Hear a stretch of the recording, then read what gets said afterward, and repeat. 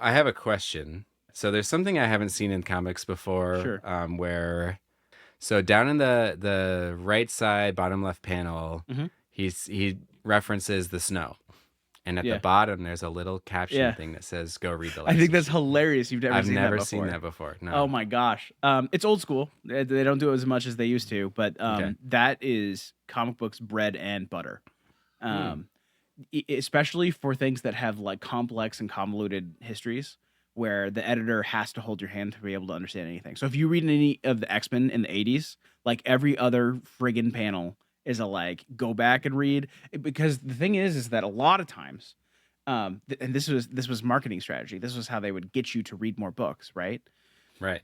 They were weaving in and out of each other, right? And so like you'd be reading X-Men, but they're referencing something that happened in X Factor last month.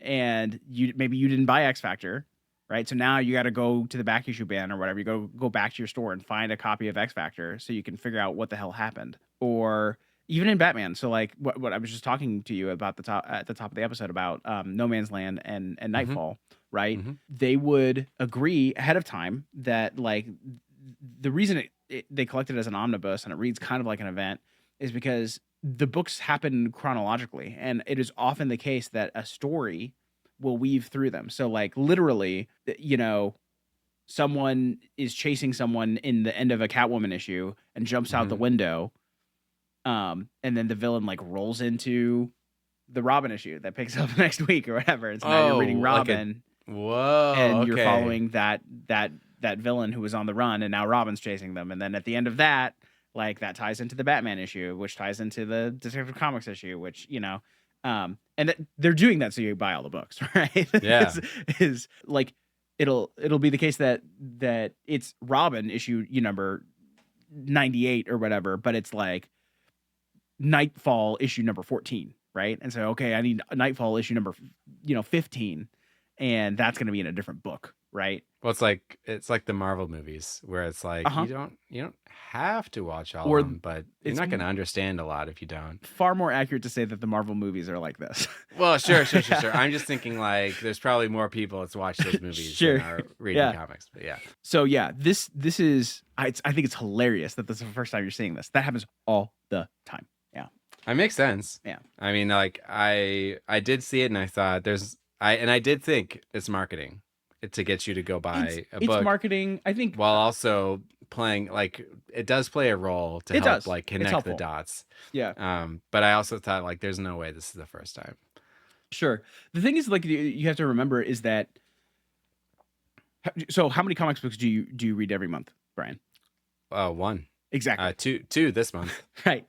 So here's the deal. You are reading Absolute Batman. And the next Mhm. month you read Absolute Batman. And the next month you read Absolute Batman. Oh, Right. okay. And after Mhm. you read it, you get on a phone call and you talk about it with your buddy.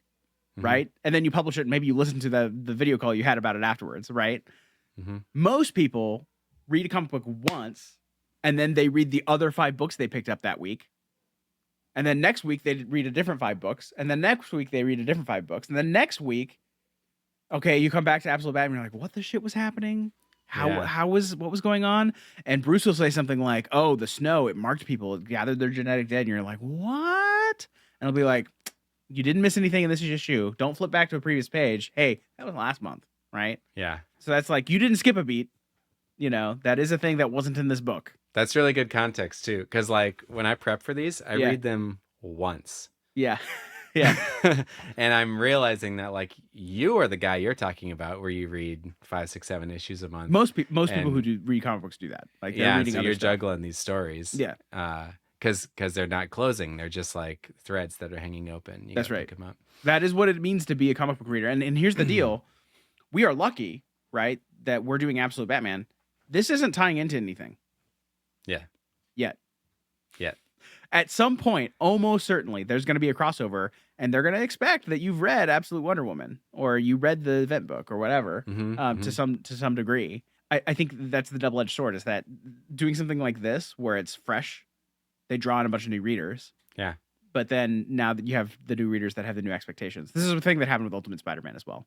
It's 150 issues. It's largely self-contained, but at a certain point, they start having it interact with everything else in the Ultimate Universe, and then even things in 616, right? So at some point you're going to fall off. You're not going to read Absolute Batman every month forever. Sure. And Yeah. you know, hopefully that it ends on a high note, but it doesn't always, right? Sometimes these things end with a whimper because it gets convoluted. So Yeah, I mean, maybe like 10 minutes, or sorry, 10 years into doing the book club, we'll drop Absolute Batman. We'll pick something else up.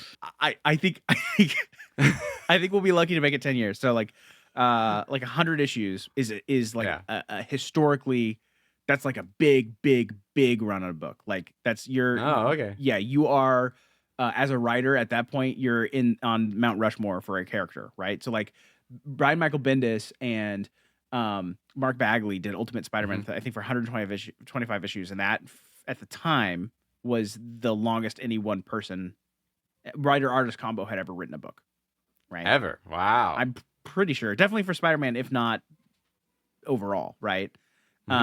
So if they did 100 issues of Absolute Batman and Scott Snyder and Nick DeGrotto did all of them, that would be 8 years. Yeah. I doubt they make it that long. I bet they make it like 5, but we'll see. We'll see. We'll see. We're not even done with 1 year yet, so That's true.